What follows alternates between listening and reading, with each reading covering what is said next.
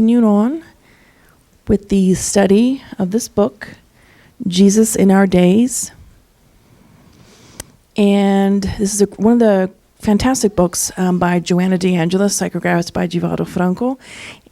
A lot of her series, like a psychological series, this is series 1, volume 1 in her series of books. They're fantastic if you haven't had a chance to pick up any of the books. We have some of them here. You can find some on Amazon or otherwise other places on the web at other Spiritist centers and locations. But this particular book that we've been discussing, the chapters are small, they're not long. It's a chapter book. It's not like a novel where you read cover to cover. It's a book of messages meant for us to reflect and think about things. So today, her chapters, chapter 10, it's entitled Jesus and Courage. Oh, okay, a little technical difficulties. Hold on one second.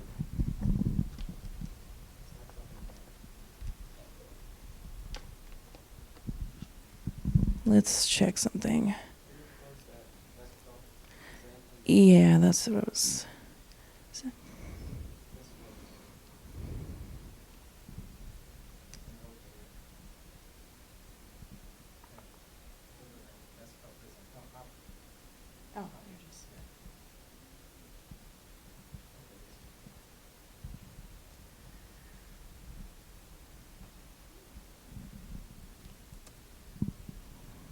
So our chapter today is called Jesus and Courage.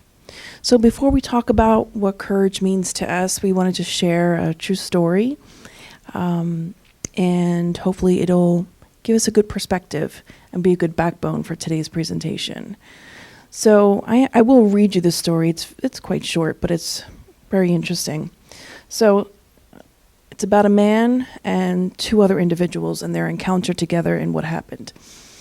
So this particular man is telling a story, what happened to him. He writes, "Late in the evening, I was walking in the park.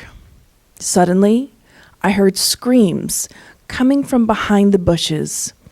I stopped to listen and understood that a woman was being attacked. I heard sounds of fighting and muttering. For several moments, I was hesitating. Should I get involved? I panicked. I was frightened for my own safety. Maybe it is better to call the police.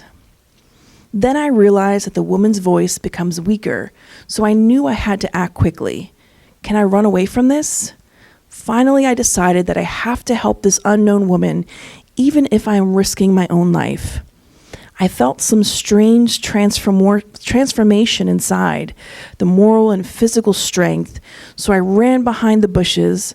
I pulled the attacker off the girl. We fell to the ground and grappled for several minutes. Then the assailant jumped up and ran away. Breathing hard, I slowly came up to the girl who was cowering behind a tree. It was dark, so I could not see her face clearly. I felt that she was very frightened, so I talked to her from a distance. You are safe now. It's okay. The man has run away. After a few moments, I heard her words with a great amazement in her voice. Dad, is that you? And then I realized that the girl was my youngest daughter. Now, this is quite a dramatic story. We might not encounter this on a day-to-day basis. Some people might, some people might not. And sometimes we're put into positions where we have to make a decision quickly, whether we want to act courageously or cower and decide to do something else. In this particular situation, it's quite amazing that had he not helped this person, he would have been allowing his own daughter. So really, this is something for us to reflect about when we talk about moral courage and how we decide to live our lives and loving our neighbor. Because we never know. I mean, this particular girl, if perhaps he wasn't her daughter, she's somebody's daughter or somebody's niece or somebody's friend she's cared about. So it warrants us to think twice when Jesus tells us to love our neighbor about what we would actually do in this situation and to reflect on that. Albeit, again, our body goes into a fight or flight mode once we are in a position where we get scared or something is shocking us. So our body reacts in one way or another. Actually, it's technically three. It's fight, flight, or you remain frozen, where there are people that just can't do anything. They can't run and they can't hide. They just become frozen. It's something for us to think about. Why is that important? No, yes, because of situations like this, maybe not as so dramatic, but maybe there are much smaller circumstances on a smaller scale in which we're dealing with people, and maybe we're able to intervene and help others to make peace within their families or within our own family if we were to speak up courageously, to have that courage. But when we think about courage, what comes to mind to you guys? Like, what image crosses your mind when you hear the word courage? Do you think of like one of those moms who's like lifting up I don't know how heavy a car is, but a really heavy car because her baby fell underneath it, or there's those weird stories you hear. This incredible strength a mother can have when her child is in danger, or is it something else? Do you courage to walk up to someone you care about and tell them how you feel? But does anyone want to share what their idea of what courage is, how they would define it, what it means to them? Don't everyone jump up at once? Brave soul. Hello, good evening. Good evening. I'd like to say that it would be like a willpower. So in any moment where you feel this will to do something, I would say that's courage. Willpower, a higher willpower. Thank you. What's your name? Stanley. Stanley, thank you so much for your comment. Appreciate it. Anybody else? What comes to mind? A blank canvas? Nothing? Okay. All right, we have some shy people in the audience today. That's okay. Yeah, Yasko's not here, neither is Paula. So, courage defined according to the dictionary. The American Heritage Dictionary defines courage as the state or quality of mind or spirit that enables one to face danger, fear, or vicissitudes with self-possession, confidence, and resolution, and also bravery. However, this is a Spiritist Center, and we want to also integrate this, obviously, and from a Spiritist perspective. So we're going to be utilizing not only Joanna's words, but also the words from the Gospel according to Spiritism and the Spirit's book. So in the Gospel, they refer to courage as something that will be greatly needed by each individual if they are to triumph over themselves rather than triumph over others. Therefore, let each one of us use all their strength to combat their own selfishness, certain that this monstrous devourer of all intellects, this offspring of pride, is the cause of all the miseries found in this world. It is a denial of charity, and consequently, the greatest obstacle to human happiness. So we must really reflect about these really strong words from the spirits in this particular chapter 11, item 11, because they say that selfishness is what keeps us farthest from God, from contact with our higher purpose, with our higher meaning in life. But we must be courageous enough to face our own selves. In Spiritism, we talk a lot about obsession and the different types of obsession and spirit obsession and disturbances and all these really fantastic, what's the word? These fantastic things that go on. But however, the reality of the situation is that we should not be living our lives blaming others for our own issues, i.e., it's a spirit. I'm under a disturbancy. Someone hexed me, or it's just a spiritual disturbancy. And so you sort of are able to deflect any personal responsibility, and we blame it on the spirits. Yes, obviously, there's always a spirit involvement, whether it's our spirit guide, our other friendly spirits, or not so friendly, or ones who really don't care for us at all. And I'm putting that nicely. However, again and again and again, the Spiritist teachings want us and point us in the direction to ourselves, to self-reflect, and how important it is to do that. Are we working on ourselves? If you've never had the feeling like, man, this is hard, you're probably not working on yourself. Or you've already reached the level where you're pretty perfect almost, or you're like doing really, really well. You just are an elevated soul. Great. But I haven't reached that. So I think most of us aren't. So if you have never had that feeling of, wow, life is hard, this is difficult, or this is a challenge, you're probably not you're not self-reflecting, or you haven't ever been forced to self-reflect. That's not to say, again, that if your life has been wonderful and roses and flowers and butterflies and rainbows, that's bad. No, it's not. But we all have our own levels of challenges and difficulties. But it always warrants us, because of that, to think about courage and Jesus, which we'll talk about here in a minute. In the Spirit's book, St. Louis, question number 1019, he states, all of you, men and women of faith and goodwill, work therefore with zeal and courage for the great work of regeneration, for you will reap 100-fold the grain of wheat that you have sown. Unfortunate are those who place all their joys in the things of this world, for they will suffer more privations than the pleasures they have had. And above all, unfortunate are the selfish, for they will not find anyone to help them bear the burden of their miseries.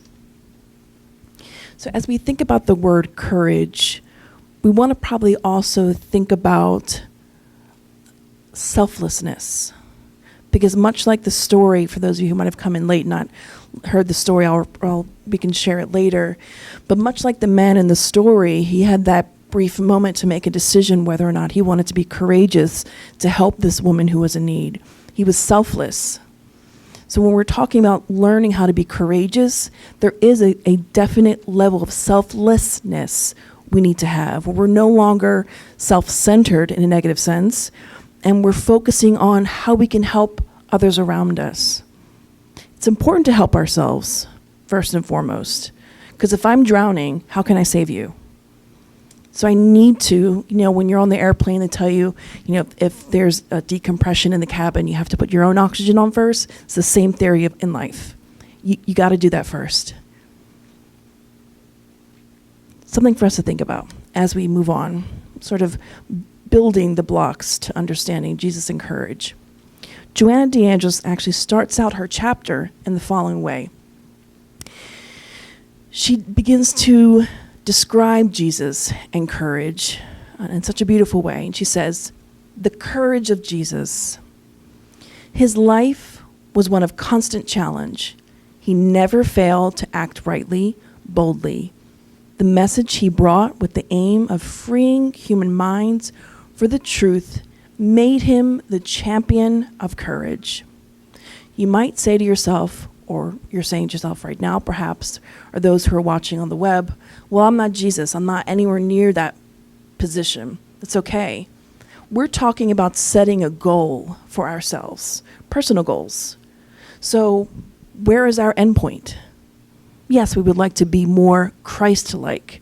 People talk a lot about Christ consciousness.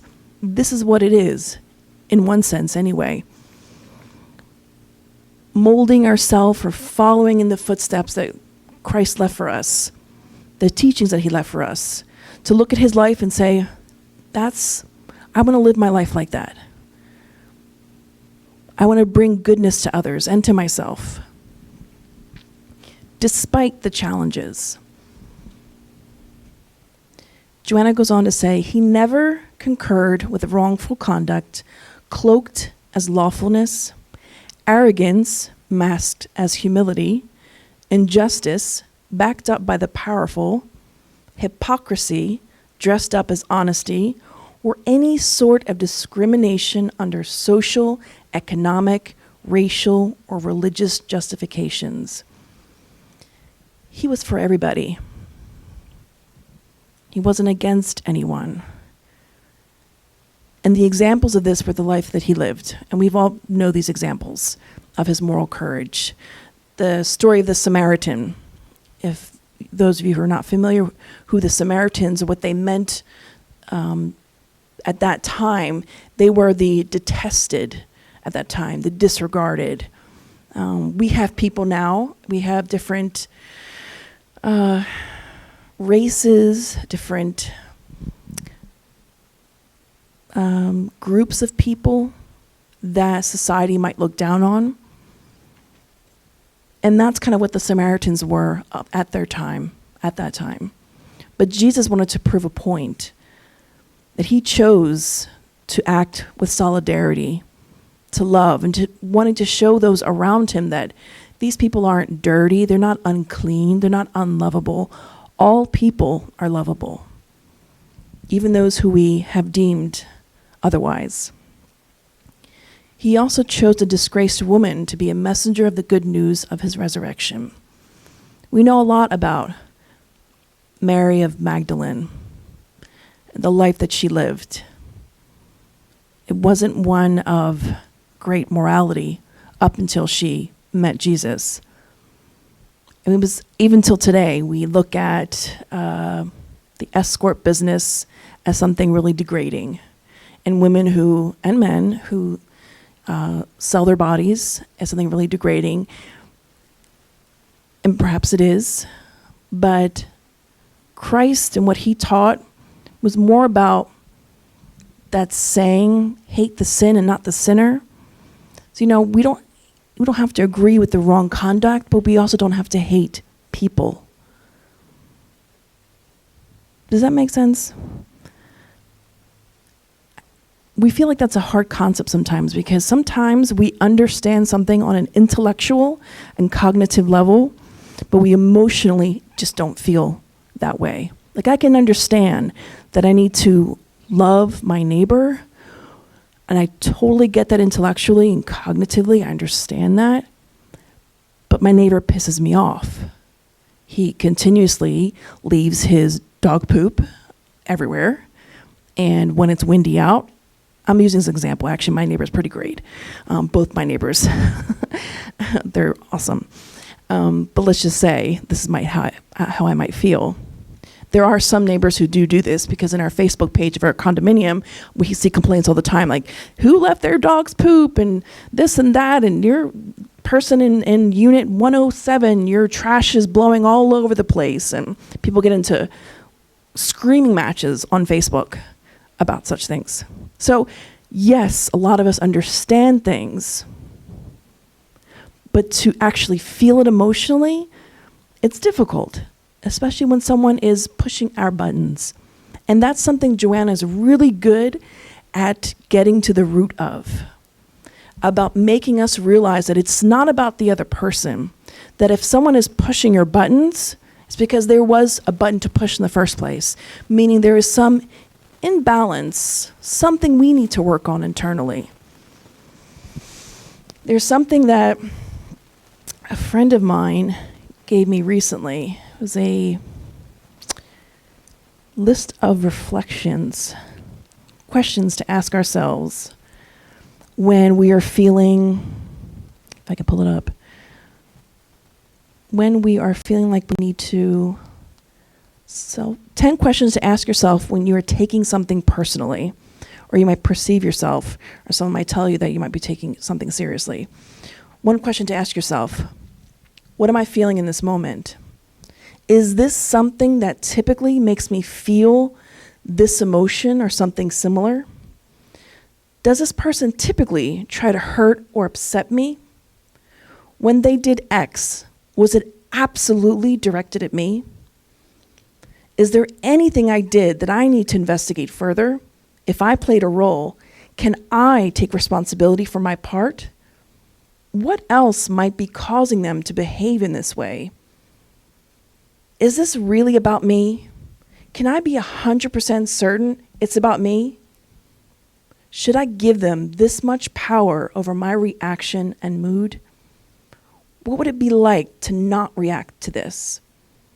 Do I need to discuss this issue with the other person, or can I resolve my reaction on my own?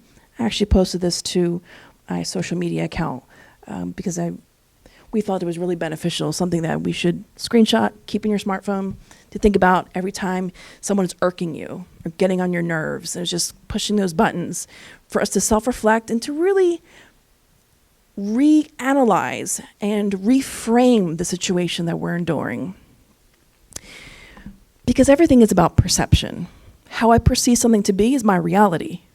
So much like this father, this man, in that moment, he initially perceived himself to be in a situation where he wasn't safe. But at some point he said, you know what? I'm just going to go with this. I want to help this person. Luckily enough, was his daughter that he was helping.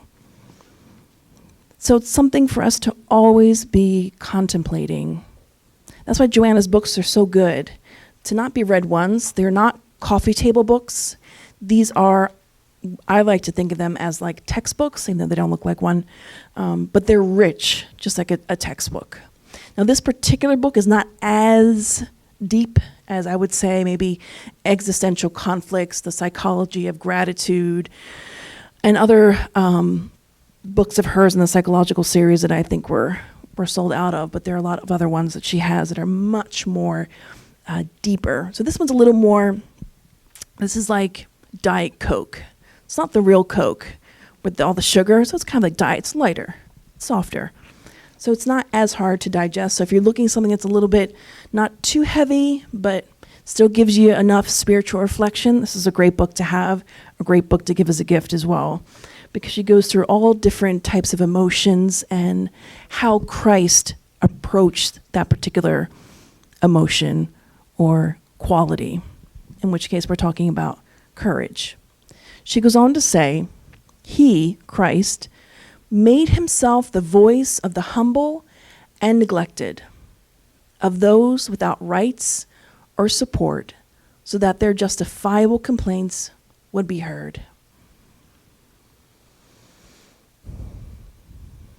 That sounds great, right?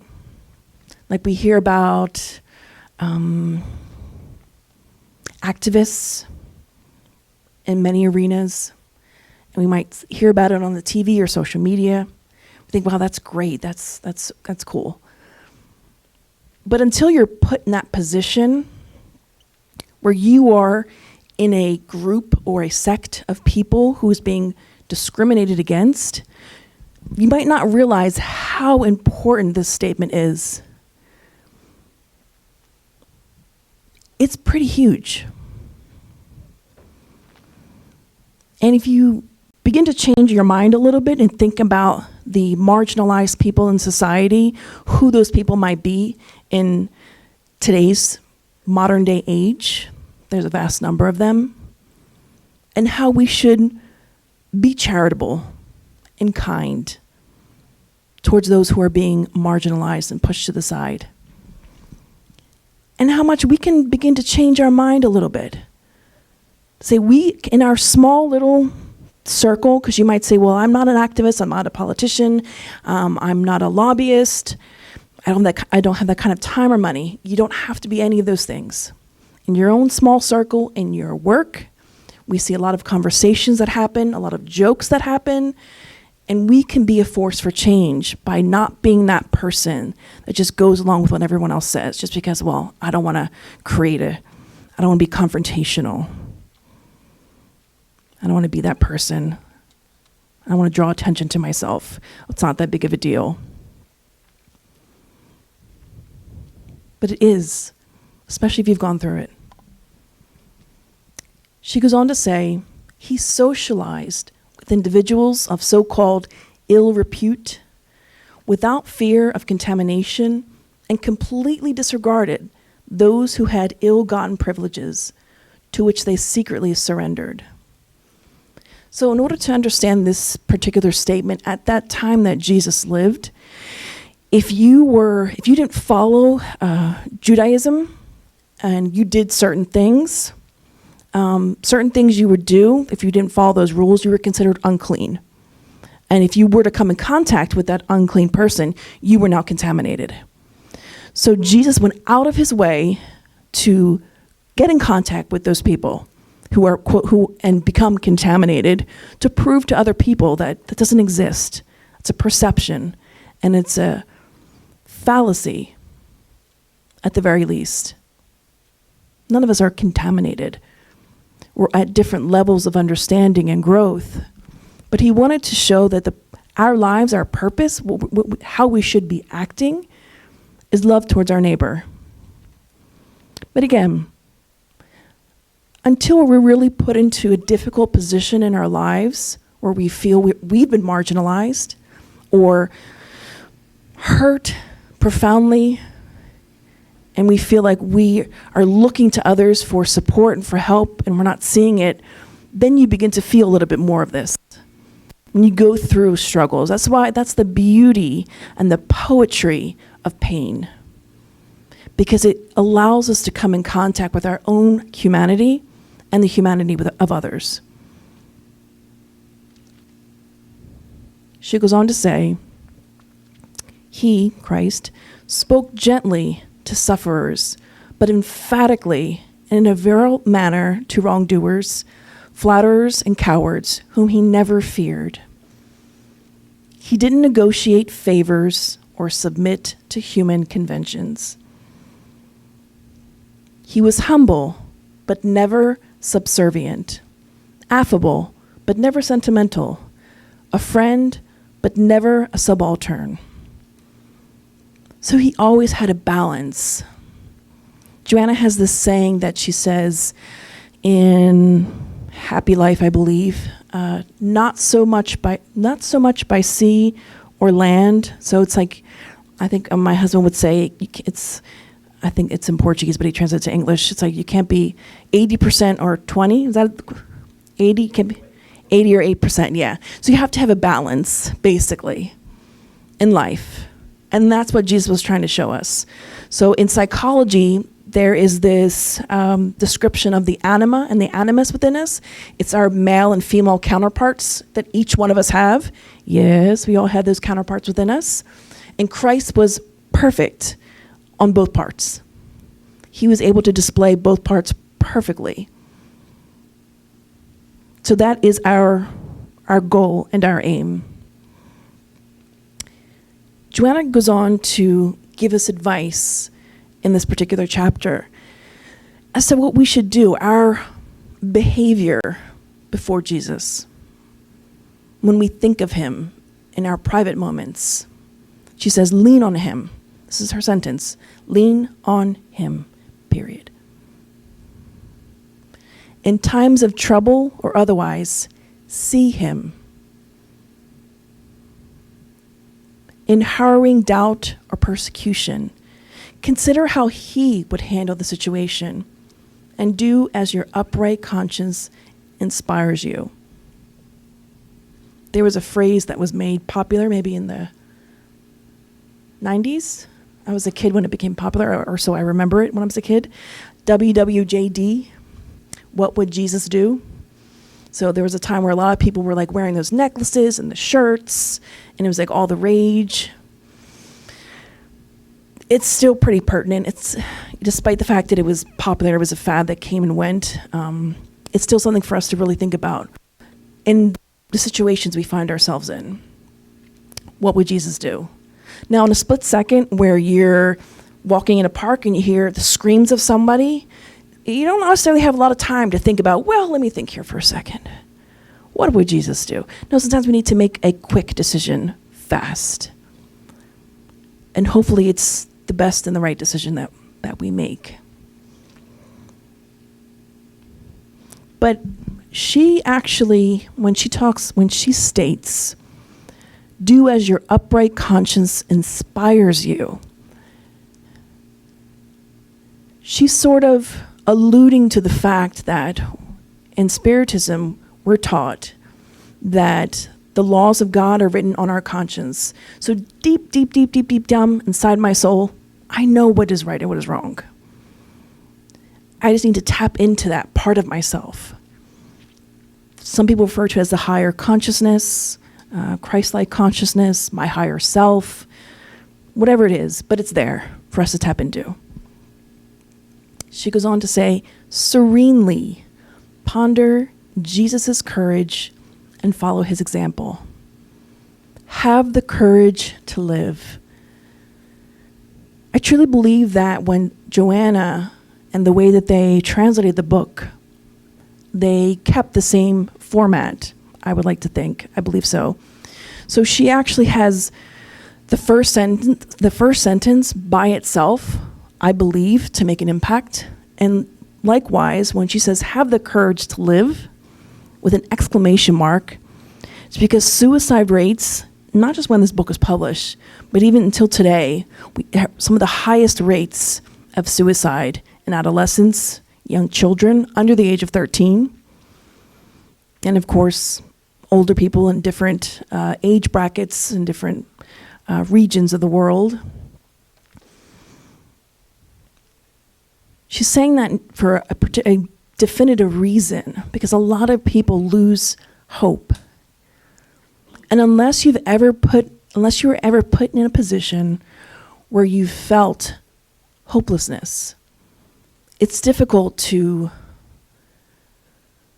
understand the afflictions that others go through, especially those that suffer from emotional issues, because you don't know what it's like to fear utter helplessness and darkness and an endless abyss that seems like it'll never, that sensation of just continuous falling and there's never a bottom that you're going to hit. But there are many souls that feel that way for many lifetimes. Now on Thursdays, here at the Spirit Society of Baltimore, we're going to begin the study of the book Heaven and Hell. How many people have ever cracked open this book? How many people have read it cover to cover? No? I didn't see your hand go up. Oh, okay. You don't remember. All right. It must be age related. It's okay. We're not trying to judge anyone. We're not trying to make anybody feel bad. That's okay. I grew up in a spiritualist family. I probably cracked this open a couple times, maybe a little bit more. It's a fantastic book, and it gives a lot of examples of spirits that have passed over.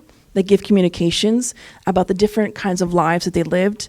They give communications of happy spirits and also really sad spirits and not so happy spirits that discarnated and who were on the physical planet. They were like lazy or they were misguided, and they give the communication of their new reflections on life post-mortem. It's really fascinating. So if you would like to join us every Thursday, shameless plug, at 7:30 p.m., we're going to be starting after the new year. Thank you, Daniel. Yes. But you don't have to participate in our book club. You can take it upon yourself to read it. It's a really good reading. It's really fascinating to hear the different stories. They're short. They're not really like pages and pages long. There might be one or two that are kind of long, but to hear the stories is really fascinating, really interesting to hear. Especially the ones that talk about the dark times in their lives, the sad ones, the ones that experience extreme pain and affliction, and how they self-reflected in their new reflections. It's very interesting. She goes on to say, don't bury your situation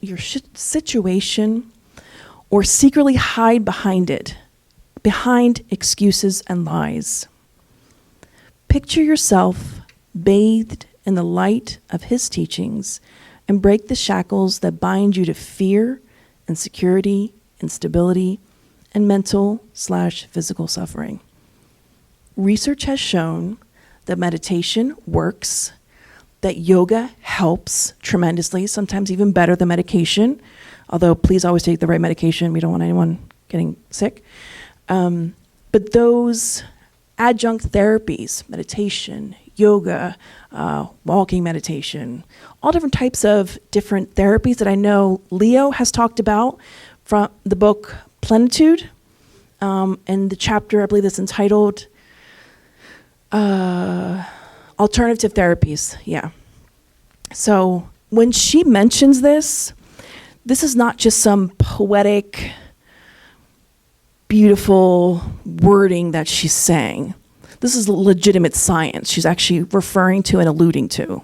So when she says, picture yourself bathed in the light of his teachings, she's actually asking us to do a meditation here, or she's encouraging us to do this meditation with Jesus. And we actually have a CD somewhere here, over there, that there's like a meditation with Jesus and you encounter Jesus. It's a very good meditation to have.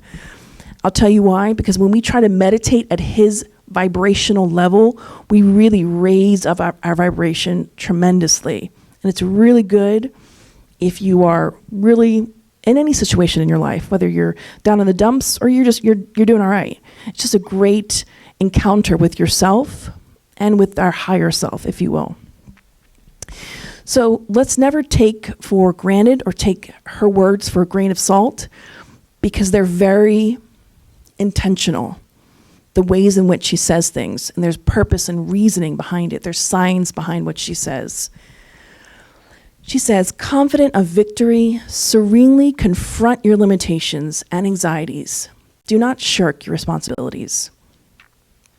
Do not become depressed or remorseful with each failure, but learn how not to repeat it. Experience is the summary of the attempts that have brought positive and negative results. Never fear people by endowing them with superiority and worth that they clearly don't have.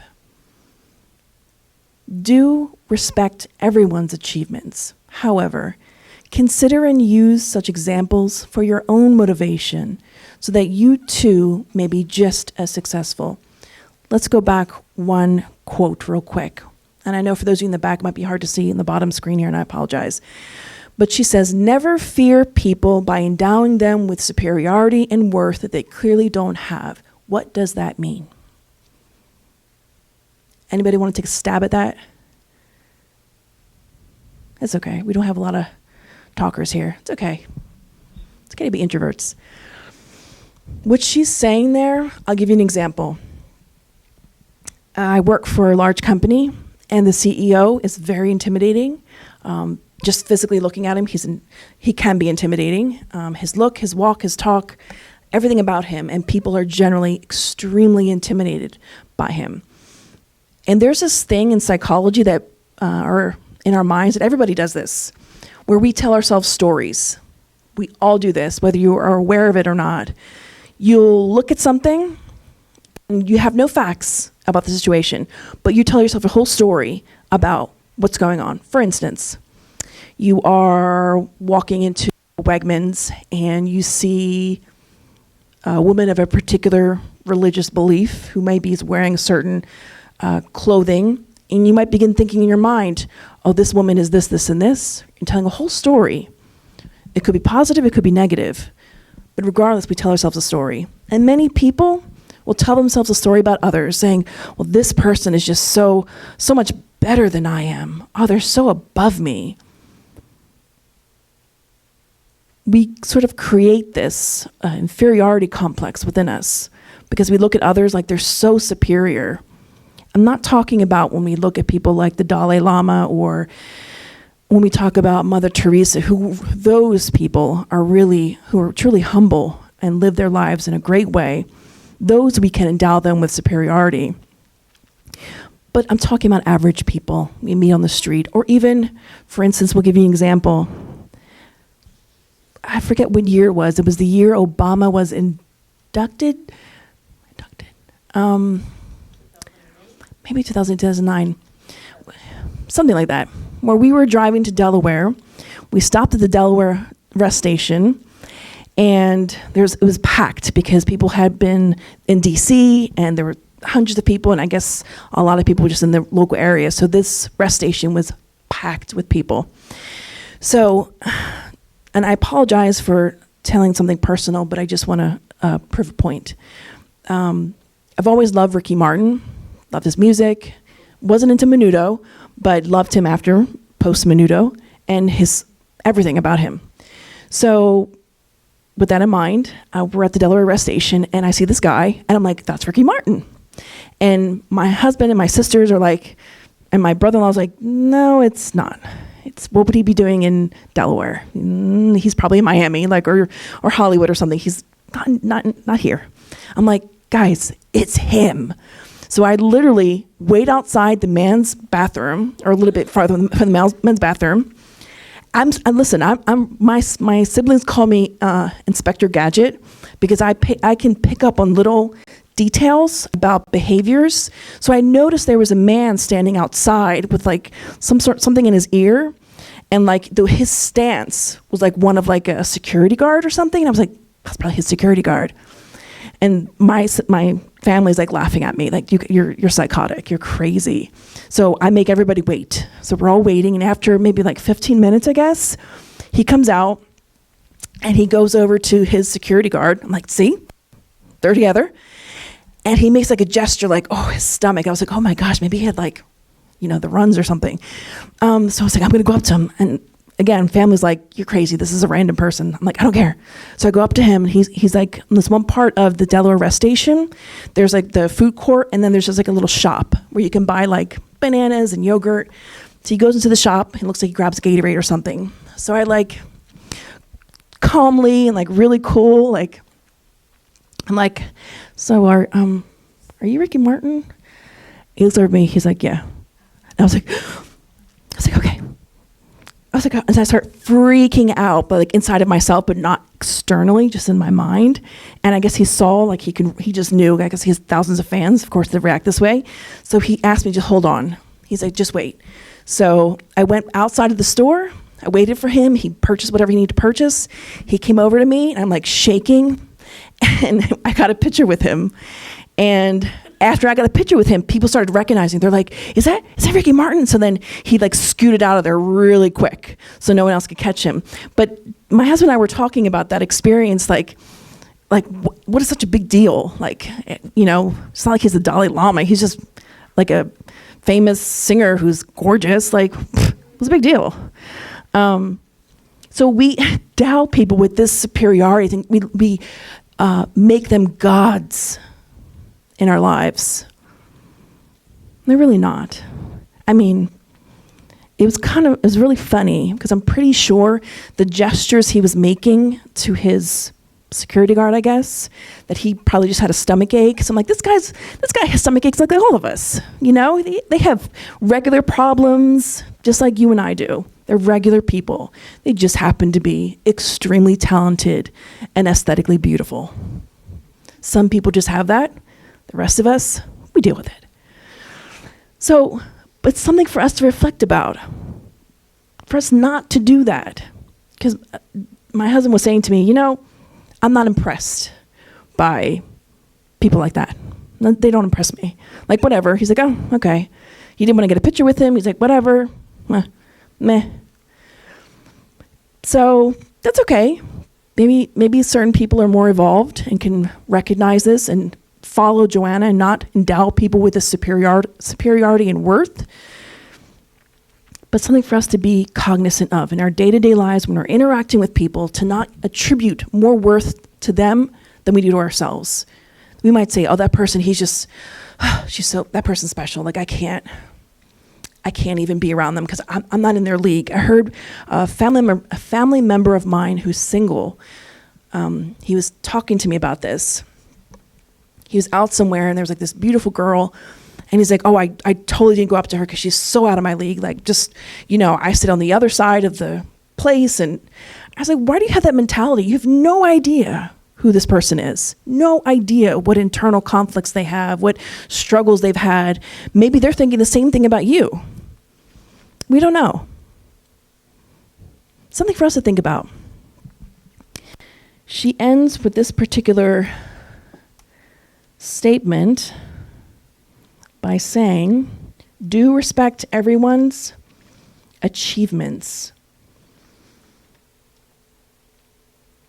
However, consider and use such examples for your own motivation so that you too may be just as successful. In other words, in layman's terms, don't be jealous of others or envious. If you see someone succeeding or doing well or achieving goals that you would like to have, take that as a source of encouragement, like, wow, I want to reach that. I want to be there.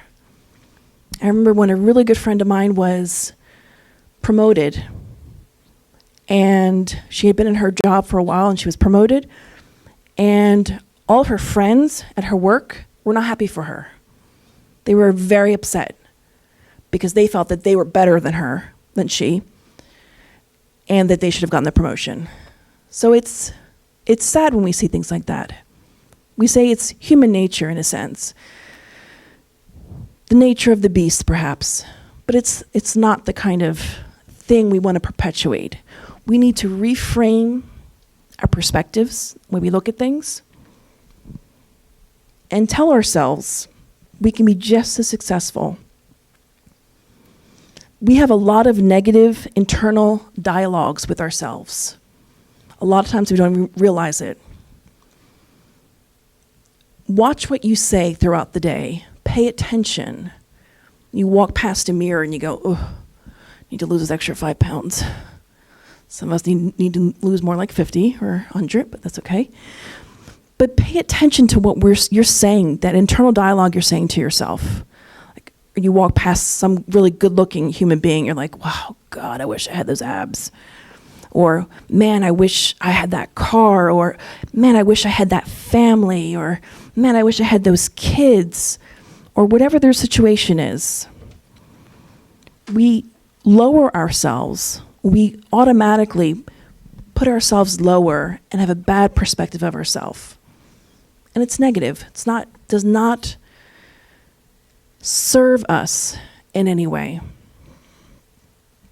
And that's a question we should ask ourselves. How is this serving me? Not in a selfish way, like it's all about me, but in the sense that, how is this helping me to get better, to grow? That is a question we should always keep in the back of our minds. Joanna actually ends this particular chapter with these final thoughts that she shares about courage. She says the following: courage is born in the moral values of people who choose upright conduct for life. Courage is born in the moral values of people who choose upright conduct for life. So at any moment, we can make a different decision and be courageous. It's a choice. It's not something that, oh, well, that person you're so courageous, I could never do that. No, it's a decision. Every day, our life consists of the different decisions and choices we make and the consequences of those things. It's just a choice. One that we can make, one that we should make and should consider. I'm looking at the time if I have enough time to tell you this really quick story. I think I've shared it before. I did share it before, but I'll just shorten it, make it really brief. There's a true story. It's on the internet. You can Google this, and I think it's even on YouTube. There's clips from the interviews from these two particular people. So there's a man with his pregnant wife and 3 kids in the back seat of their car. It was after dinner, maybe 6, 7 o'clock. They decided, let's go get ice cream nearby their house. Cool, great. They all get into the car, start driving to the Baskin Robbins or whatever local ice cream place they're going to, and they get T-boned by a drunk 17-year-old driver, and everyone died but the father. So the father, retelling the story later, years later, said that in that moment when he woke up because he was knocked unconscious, he woke up and he said, when I looked at my wife, I knew she was dead. She wasn't breathing and there was a lot of blood. I knew she was dead. He said, I turned around and I saw my kids in the back seat. I knew they were dead. It was obvious. too much blood, no movement. They were dead, and indeed they were. By the time the paramedics and everyone got there, they were dead on arrival, as they call them, DOA, yeah. So, or dead at the scene.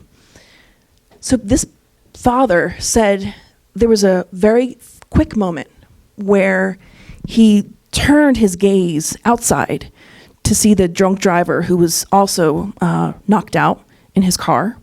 He could see him.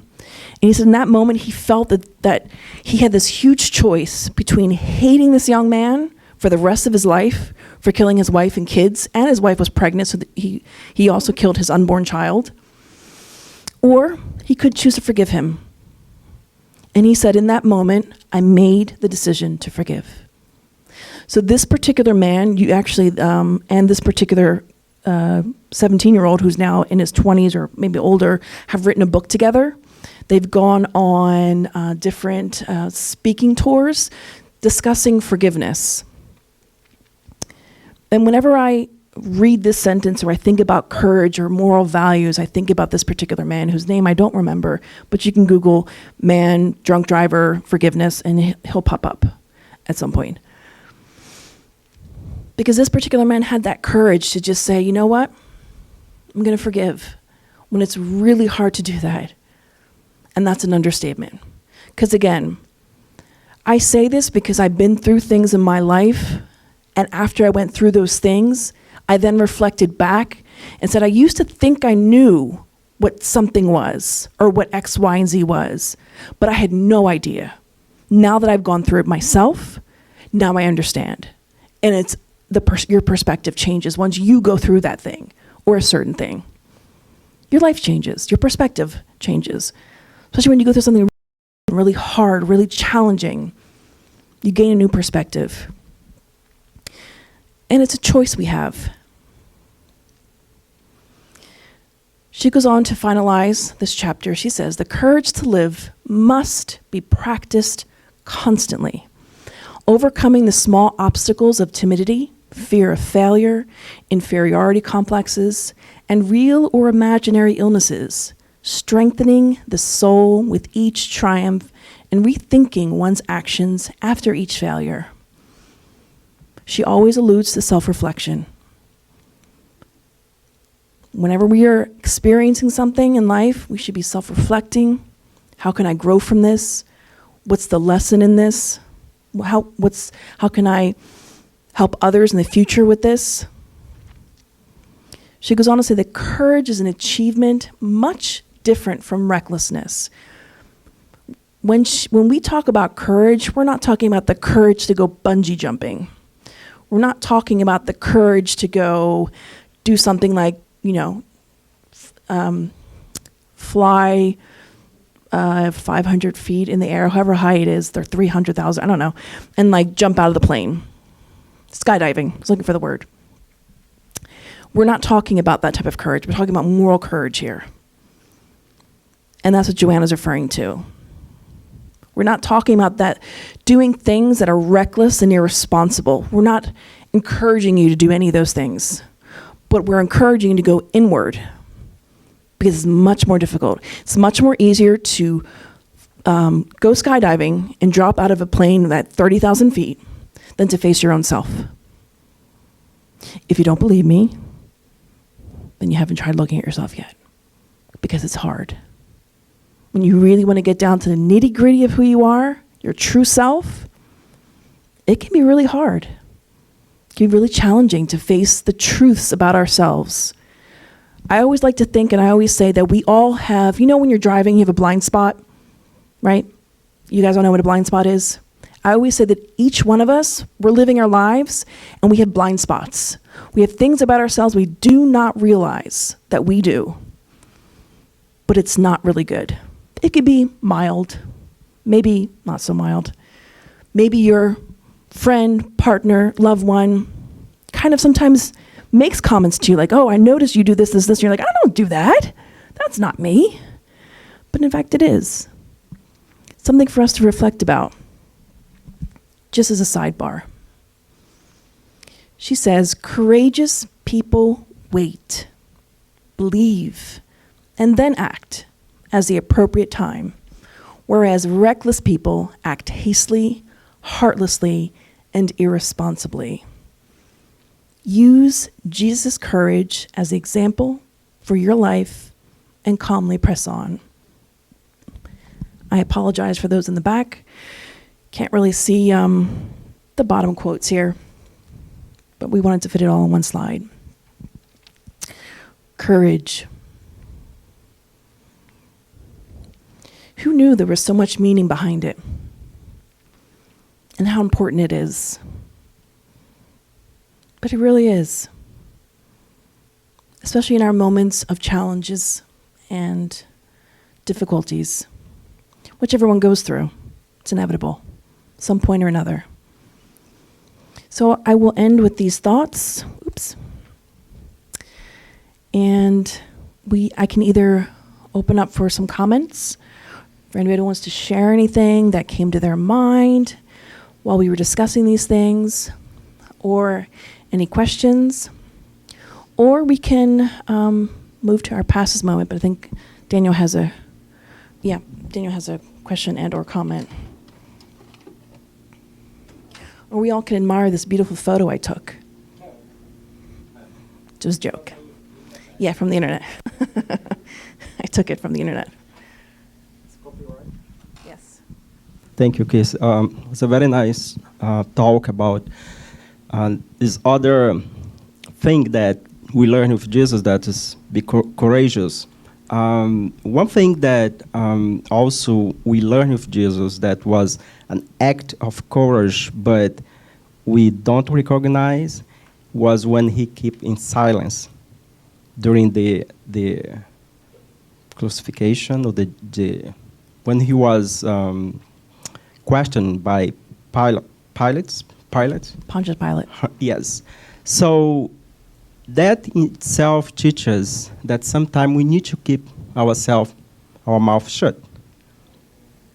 And that's very difficult, especially in the society that we live nowadays, with so polarized situation, political, any place that we look in our society, we have this division. People always wanted to prove a point and to argue and raise their concern or their rights, and they don't know the time to keep in silence. And this becomes very challenging for us. I think courage also could be, silence sometime. It's very difficult. I'm not saying that this is something that we need to do, because the line between keep silence and act is very thin. Because, what will help us to decide this is the degree of awareness that we have and wisdom, and how we acquire those virtues. Because this is virtue, be wise enough to make the right decision. You mentioned something about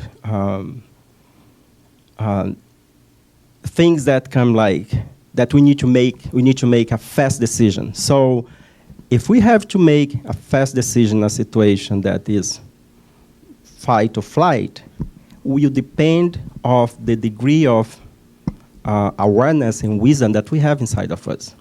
If we are a violent person, we're going to react immediately with violence. If we are a peaceful person, we're going to remain calm. So we don't need even to read thousands of books to understand about ourselves. We just need to read ourselves before situations. And in that moment, we can tell ourselves for the degree we are. If our courage is still instinctive courage or moral courage. So it's something to us to thinking about, and I think in this time of the end of the year that we stop and we reflect about the year that is about to end and make those resolutions for next year. So this, I think, is something that we need to think about it. Next Saturday, we're going to talk about Jesus the Christ. So we're going to get some of those teaching that you brought from Joanna to reflect about what is this man that came to earth 2,000 years ago. more than 2,000 years ago. And we are still struggling to put in practice some of the virtue that he brought to us. I don't believe that he lies to us, that we are not able to accomplish what he did. But it has been taking many centuries for us, and we're struggling for us to understand his message.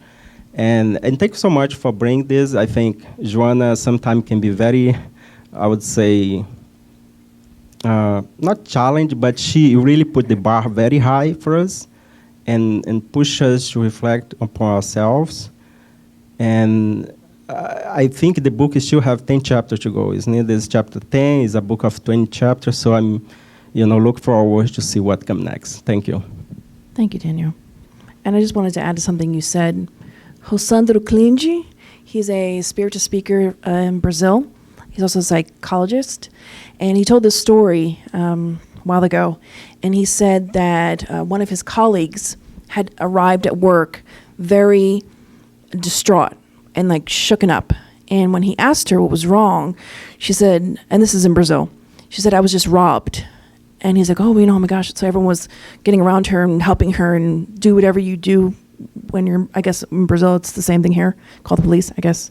And he was talking to her, like tried to calm her down to work through because she was really distraught. And she was like, he's like, talk to me, what's going on? What are you feeling? And she's like, it wasn't the robbery itself that made me feel so shocked. And he was like, what? She said, I was shocked at the way I reacted. I didn't know I had it in me. So he began to explain. He actually premised his statement, and I should have done so as well, by saying this particular colleague of his was a very mild-mannered woman, very soft-spoken, everything you would think about a librarian, quiet, soft, or a yoga teacher, gentle, going with the flow, very cool, calm, and collect. But on that particular day, she said when this man went to grab her purse or watch or whatever it was, she had nails, and she took the nails and dug it deeply in his skin, and she had his skin under her nails. And she had this reaction where she just, like an animal, like tried to maul him to death. And he like ran off. And she was so shocked. And he said, I was so shocked because this is a mild-mannered, calm, librarian-like lady. And she had this reaction. So she was shocked at what came out of her. And that just goes to show you that we are, at the risk of sounding cheesy, like onions. We have many layers to us that we are not yet aware of. So that's why it warrants us to study more, read more, and educate ourselves. So with that being said, Daniel, I'm going to ask you to play the soft music so we can transition to our passes.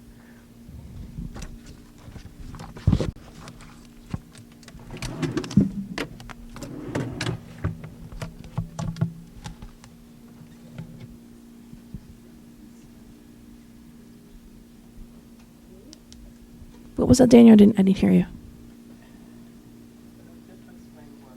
Oh, okay. So for those of you who may not be acquainted with what the passes are, basically is this exchange of bioenergy. No one actually touches you physically. It's, the practitioner's hands go close to your body, but they don't touch you. And it's basically a clearing of your chakras and or spiritism they're referred to as vital centers. We're going to dim the lights a little bit just to help produce this meditative moment of self-reflection, of calmness. And we like to play the soft music as well. All of this facilitating this moment of self-reflection, meditation, communing with God. And you either can take a mental picture of this image of the beach,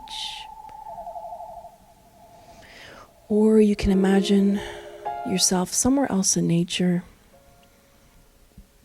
perhaps in a place you go hiking, somewhere in the woods,